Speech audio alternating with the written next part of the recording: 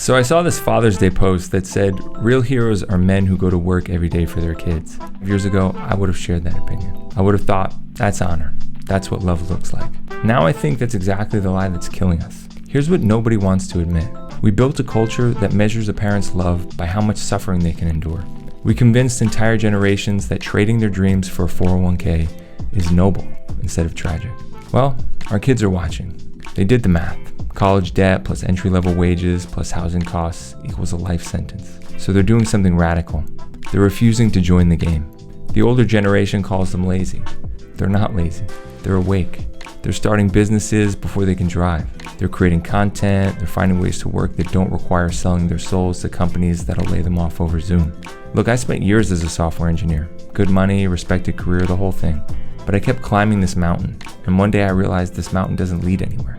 The last 5 years of my career, just going through the motions, pretending this was fine. And that's when it hit me. We built a world that runs on denial, on people showing up to jobs they tolerate to maintain systems they don't understand, for reasons they've forgotten. And now we're building AI to do all those jobs anyway. The optimists say we'll automate the boring stuff and free humanity for higher pursuits. Right? We're not building AI to free ourselves. We're building it to replace ourselves, because that's what we've always done. Every civilization finds a way to outsource its suffering. First slaves, then serfs, then wage workers. Now machines. We spent centuries convincing ourselves that work equals worth, that productivity equals morality, that if you don't earn your keep, you don't deserve to exist. Then we built machines that work better than any human ever could. See the problem? But here's the thing, there's another way. I left my engineering career not because I had all the answers, but because I couldn't keep pretending the questions didn't exist. And I did something that shouldn't be radical, but is. I started creating my own path. Not because I'm special. I'm not. I'm one of the most reluctant entrepreneurs you'll ever meet. But that's the point. When you build your own platform, when you connect directly with people who value what you offer, you're not just starting a business. You're proving the system isn't the only option.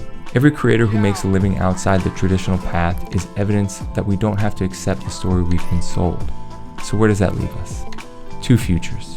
One, we keep playing along, hoping the system that's failing us will somehow fix itself. Two, we start building alternatives while we still can. I know which one I'm choosing. Look, I'm building something for people who feel this pull but don't know where to start.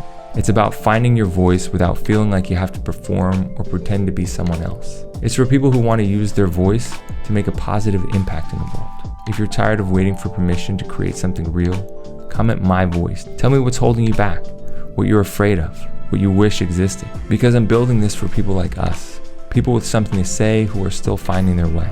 The world's not going to heal itself, but we might be able to heal ourselves. And sometimes that's enough to change everything. They call us the creator economy like it's just another industry. But I think we're something else. We're the canaries in the coal mine who decided to escape to find bluer skies. Maybe it's time you joined us.